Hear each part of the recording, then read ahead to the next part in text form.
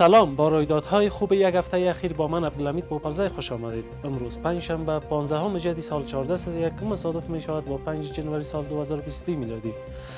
مولوی عبدالسلام حنفی می گوید مسئولان امارت اسلامی توجه خاص به مسئله تعلیم و تربیت دارند. مولوی عبدالسلام حنفی معاون اداری ریاست الوزرای این سخنان را در دیدار با جمع از شخصیت‌ها و محسن سفیدان کابل و تخار بیان کرد.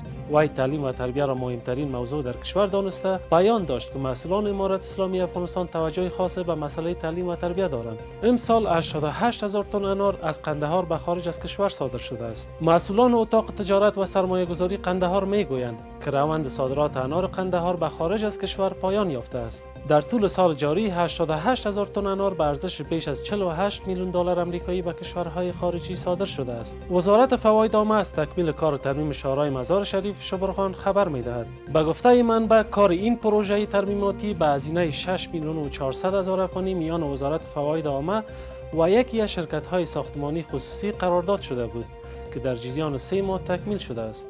توربین نمبر دوم برشناکوت درونته به شکل اساسی ترمیم شد.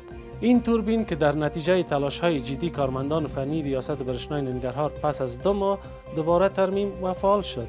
با فعال شدن مجدد توربین دوم مشکلات کمبود و پرچه‌ای برق شهروندان ننگرهار برطرف خواهد شد. رئیس جمهور ترکمنستان امروز پنجشنبه به چین سفر می‌کند. سخنگوی وزارت خارجه چین روز سه شنبه گفت سردار بردی محمد اوف به دعوت شی جین پینگ رئیس جمهور چین به آن کشور سفر می‌کند. او در مورد این سفر جزئیات بیشتر نداده است. همکاران ما در یقین نیوز همچنان تمامی سعی و تلاش خود را به خرج می‌دهند تا از تازه‌ترین و مهمترین اطلاعات خبری روزانه به شما ارائه بدهند تا شمایی که بیننده ما هستید به اسرع وقت به رویدادهای داخل و خارج از کشور دسترسی داشته باشید.